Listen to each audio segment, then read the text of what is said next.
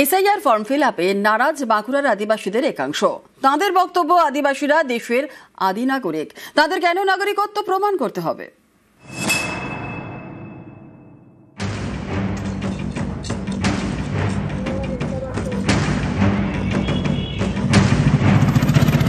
বাঁকুড়ার রানীবাঁধ ব্লকের রাউতরা গ্রাম পঞ্চায়েত।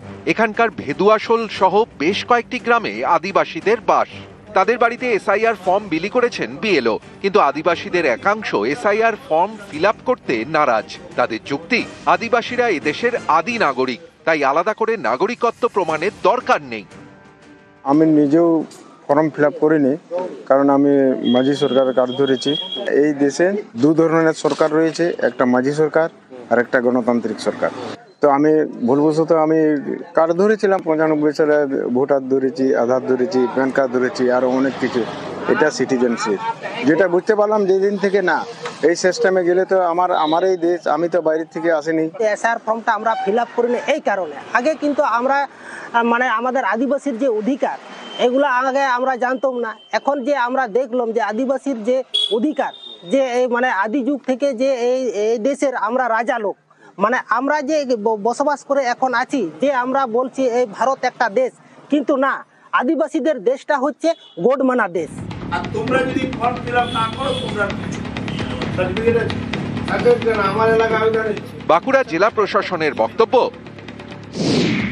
আদিবাসীদের বুঝিয়ে এসআইআর ফর্ম ফিল আপের চেষ্টা করা হবে। রানীবাঁধের এই যে 30-40টি পরিবার যে সমস্ত কথা বলছে, সেটা কিন্তু নিশ্চিতভাবে একটা ষড়যন্ত্রের শিকার হয়েছে তারা। 2024 সালেও তারা কিন্তু ভোট দিয়েছে। আমার বিশ্বাস নির্বাচন কমিশনও তাদের প্রক্রিয়ার মাধ্যমে এই মানুষগুলোকে সেইভাবে বোঝাবে। যারা এই ধরনের কথা এই পরিবারদের বোঝাচ্ছে, একটা দেশ বিরোধী ভাবনা মানুষের মধ্যে ঢোকাবার চেষ্টা করছে। উড়িষ্যা থেকে একটা থিম এসছে যে ভারতবর্ষে কোনো সরকার নেই, একটাই সরকার আছে, মাঝি সরকার। তো ওটা আমরা ট্যাকেল করছি, দেখছি। যারা বা যে ওদের মাথায় এই ভুল তথ্য পরিবেশন করে ভারতীয় নাগরিকত্বকে অস্বীকার করে মাঝি সরকারের আনুগত্যর কথা বলছে, সেটা প্রশাসন দল আমরা খুব দৃষ্টি রেখে আমরা পর্যালোচনা করছি এবং প্রয়োজনীয় ব্যবস্থা গ্রহণ করব।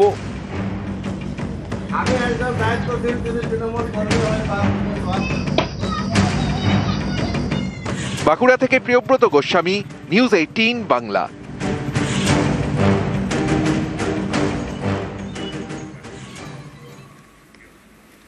বাংলাদেশের কোর্টে জামিন পেলেন বীরভূমের অন্তঃসত্ত্বা সোনালী খাতুন।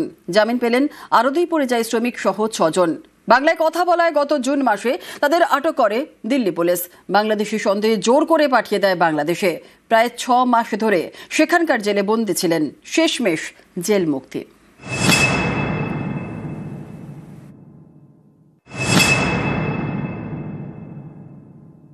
মমতা ব্যানার্জি আর অভিষেক ব্যানার্জির জন্য আমরা জেল থেকে বেরোতে পেলাম, অনেক অনেক ধন্যবাদ।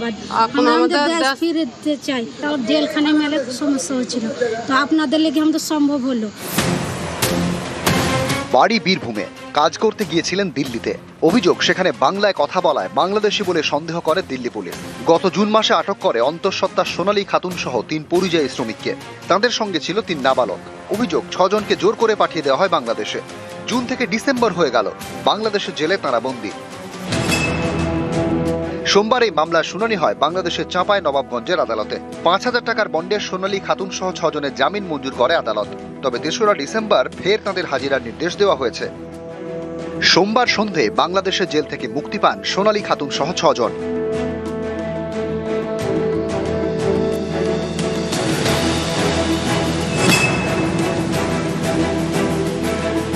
মমতা ব্যানার্জি আর অভিষেক ব্যানার্জির জন্য আমরা জেল থেকে বেরোতে পেলাম, অনেক অনেক ধন্যবাদ।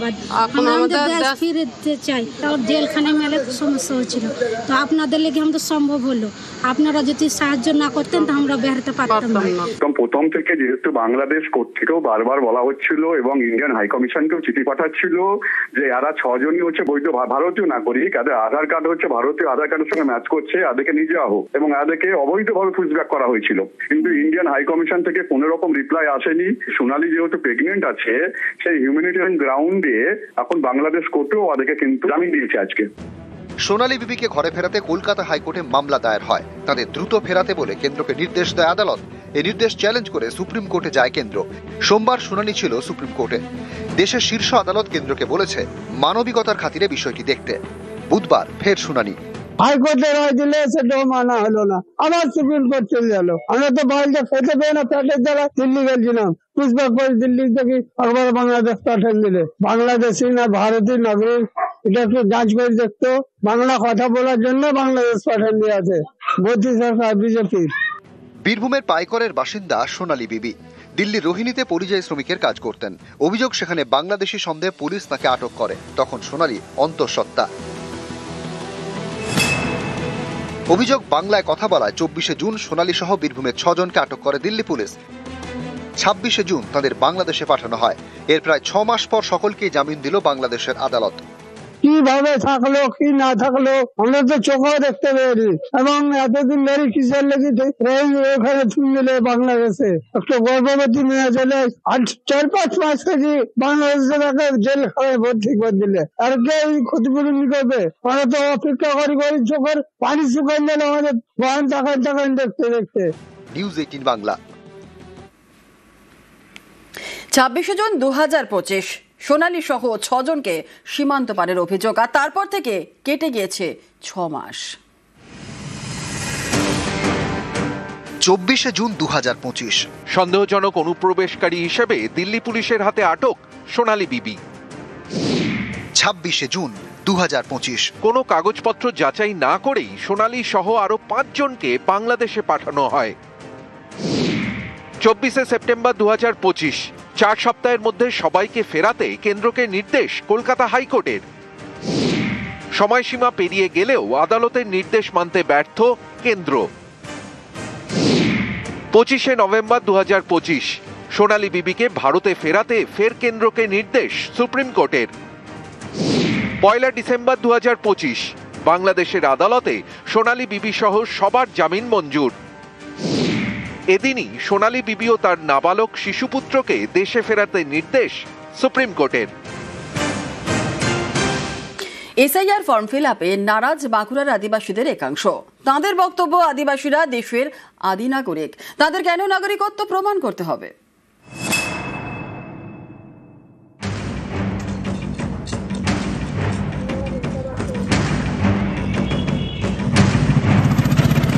বাঁকুড়ার রানীবাদ ব্লকের রাউতোরা গ্রাম পঞ্চায়েত। এখানকার ভেদুয়াশোল সহ বেশ কয়েকটি গ্রামে আদিবাসীদের বাস। তাদের বাড়িতে এসআইআর ফর্ম বিলি করেছেন বিএলও, কিন্তু আদিবাসীদের একাংশ এসআইআর ফর্ম ফিল আপ করতে নারাজ। তাদের যুক্তি, আদিবাসীরা এদেশের আদি নাগরিক, তাই আলাদা করে নাগরিকত্ব প্রমাণের দরকার নেই। আমি নিজেও ফর্ম ফিল আপ করিনি, কারণ আমি মাঝি সরকারের কার্ড ধরেছি। এই দেশে 2 ধরনের সরকার রয়েছে, একটা মাঝি সরকার আর একটা গণতান্ত্রিক সরকার। তো আমি ভুলবশত আমি কার্ড ধরেছিলাম, 95 সালে ভোটার ধরেছি, আধার ধরেছি, প্যান কার্ড ধরেছি, আরো অনেক কিছু। এটা সিটিজেনশিপ, যেটা বুঝতে পারলাম যেদিন থেকে না এই সিস্টেমে গেলে তো আমার এই দেশ, আমি তো বাইরে থেকে আসিনি। এসআর ফর্মটা আমরা ফিল আপ করিনি এই কারণে, আগে কিন্তু আমরা মানে আমাদের আদিবাসীর যে অধিকার এগুলো আগে আমরা জানতাম না। এখন যে আমরা দেখলাম যে আদিবাসীর যে অধিকার, যে মানে আদি যুগ থেকে যে এই দেশের আমরা রাজা লোক, মানে আমরা যে বসবাস করে এখন আছি, যে আমরা বলছি এই ভারত একটা দেশ, কিন্তু না, আদিবাসীদের দেশটা হচ্ছে গোডমানা দেশ। আর তোমরা যদি ফর্ম ফিল আপ না করো, তোমরা আমার এলাকায় বাঁকুড়া জেলা প্রশাসনের বক্তব্য, আদিবাসীদের বুঝিয়ে এসআইআর ফর্ম ফিল আপের চেষ্টা করা হবে। রানীবাঁধের এই যে 30-40টি পরিবার যে সমস্ত কথা বলছে, সেটা কিন্তু নিশ্চিতভাবে একটা ষড়যন্ত্রের শিকার হয়েছে তারা। 2024 সালেও তারা কিন্তু ভোট দিয়েছে। আমার বিশ্বাস নির্বাচন কমিশনও তাদের প্রক্রিয়ার মাধ্যমে এই মানুষগুলোকে সেইভাবে বোঝাবে। যারা এই ধরনের কথা এই পরিবারদের বোঝাচ্ছে একটা দেশ বিরোধী ভাবনা মানুষের মধ্যে ঢোকাবার চেষ্টা করছে। উড়িষ্যা থেকে একটা থিম এসছে যে ভারতবর্ষে কোনো সরকার নেই, একটাই সরকার আছে, মাঝি সরকার। তো ওটা আমরা ট্যাকেল করছি, দেখছি। যারা বা যে ওদের মাথায় এই ভুল তথ্য পরিবেশন করে ভারতীয় নাগরিকত্বকে অস্বীকার করে মাঝি সরকারের আনুগত্যর কথা বলছে, সেটা প্রশাসন দল আমরা খুব দৃষ্টি রেখে আমরা পর্যালোচনা করছি এবং প্রয়োজনীয় ব্যবস্থা গ্রহণ করব।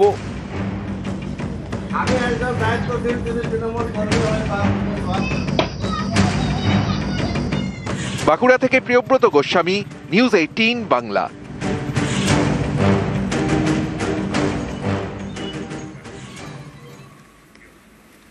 বাংলাদেশের কোর্টে জামিন পেলেন বীরভূমের অন্তঃসত্ত্বা সোনালী খাতুন। জামিন পেলেন আরো 2 পরিযায়ী শ্রমিক সহ 6 জন।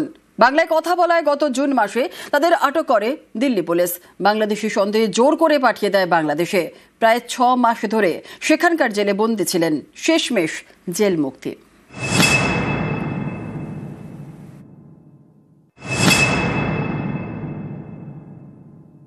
মমতা ব্যানার্জি আর অভিষেক ব্যানার্জির জন্য আমরা জেল থেকে বেরোতে পেলাম, ওরা অনেক অনেক ধন্যবাদ। আমরা আমাদের দেশ ফিরতে চাই, তাও জেলখানায় মেলে সমস্যা হচ্ছিল, তো আপনাদের লেগে আমাদের সম্ভব হলো।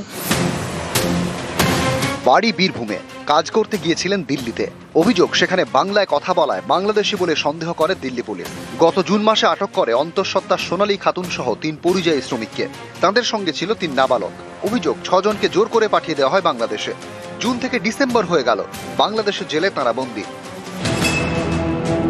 সোমবার এই মামলার শুনানি হয় বাংলাদেশের চাঁপাই নবাবগঞ্জের আদালতে। 5,000 টাকার বন্ডে সোনালী খাতুন সহ 6 জনের জামিন মঞ্জুর করে আদালত। তবে 3রা ডিসেম্বর ফের তাঁদের হাজিরার নির্দেশ দেওয়া হয়েছে। সোমবার সন্ধে বাংলাদেশের জেল থেকে মুক্তি পান সোনালী খাতুন সহ 6 জন।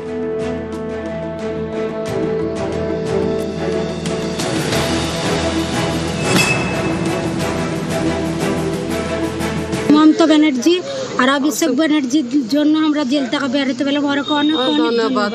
আমরা আমাদের দেশ ফিরতে চাই, তাও জেলখানায় মেলে সমস্যা হচ্ছিল, তো আপনাদের লেগে আমাদের সম্ভব হলো। আপনারা যদি সাহায্য না করতেন তা আমরা বেরোতে পারতাম না।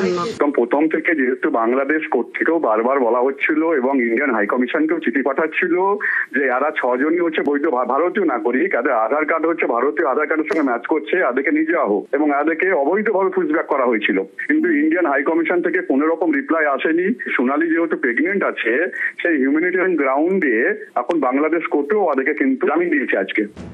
সোনালী বিবিকে ঘরে ফেরাতে কলকাতা হাইকোর্টে মামলা দায়ের হয়। তাদের দ্রুত ফেরাতে বলে কেন্দ্রকে নির্দেশ দেয় আদালত। এই নির্দেশ চ্যালেঞ্জ করে সুপ্রিম কোর্টে যায় কেন্দ্র। সোমবার শুনানি ছিল সুপ্রিম কোর্টে। দেশের শীর্ষ আদালত কেন্দ্রকে বলেছে মানবিকতার খাতিরে বিষয়টি দেখতে। বুধবার ফের শুনানি। হাইকোর্টে রায় দিলে সেটাও মানা হলো না, আবার সুপ্রিম কোর্ট চলে গেল। আমরা তো বাইরে খেতে পেয়ে না, পেটের দ্বারা দিল্লি গেছিলাম, পুষ্পক করে দিল্লি থেকে একবার বাংলাদেশ পাঠান দিলে। বাংলাদেশি না ভারতীয় নাগরিক, এটা একটু যাঁচ করে দেখতো। বাংলা কথা বলার জন্য বাংলাদেশ পাঠান দিয়ে আছে মোদী সরকার, বিজেপির। বীরভূমের পাইকরের বাসিন্দা সোনালী বিবি দিল্লির রোহিণীতে পরিযায়ী শ্রমিকের কাজ করতেন। অভিযোগ, সেখানে বাংলাদেশি সন্দেহে পুলিশ তাকে আটক করে। তখন সোনালী অন্তঃসত্ত্বা। অভিযোগ, বাংলায় কথা বলায় 24শে জুন সোনালী সহ বীরভূমের 6 জনকে আটক করে দিল্লি পুলিশ। 26শে জুন তাদের বাংলাদেশে পাঠানো হয়। এর প্রায় 6 মাস পর সকলকেই জামিন দিল বাংলাদেশের আদালত। কিভাবে থাকলো কি না থাকলো আমরা তো চোখেও দেখতে পেয়েছি, এবং এতদিন ধরে কিসের লেগে ওখানে মিলে বাংলাদেশে একটা গর্ভবতী মেয়ে চলে 4-5 মাস থেকে বাংলাদেশে তাকে জেলখানায় ভর্তি করে দিলে, আর কে ক্ষতিপূরণ করবে? আমরা তো অপেক্ষা করি চোখের পানি শুকাই গেল আমাদের বয়ান তাকান দেখতে দেখতে। নিউজ 18 বাংলা। 26শে জুন 2025 সোনালী সহ 6 জনকে সীমান্ত পারের অভিযোগ, আর তারপর থেকে কেটে গিয়েছে 6 মাস। 24শে জুন 2025 সন্দেহজনক অনুপ্রবেশকারী হিসেবে দিল্লি পুলিশের হাতে আটক সোনালী বিবি। 26শে জুন 2025 কোনো কাগজপত্র যাচাই না করেই সোনালী সহ আরো 5 জনকে বাংলাদেশে পাঠানো হয়। 24শে সেপ্টেম্বর 2025 4 সপ্তাহের মধ্যে সবাইকে ফেরাতে কেন্দ্রকে নির্দেশ কলকাতা হাইকোর্টের। সময়সীমা পেরিয়ে গেলেও আদালতের নির্দেশ মানতে ব্যর্থ কেন্দ্র। 25শে নভেম্বর 2025 সোনালী বিবিকে ভারতে ফেরাতে ফের কেন্দ্রকে নির্দেশ সুপ্রিম কোর্টের। 1 ডিসেম্বর 2025 বাংলাদেশের আদালতে সোনালী বিবি সহ সবার জামিন মঞ্জুর। এদিনই সোনালী বিবি ও তার নাবালক শিশুপুত্রকে দেশে ফেরাতে নির্দেশ সুপ্রিম কোর্টের।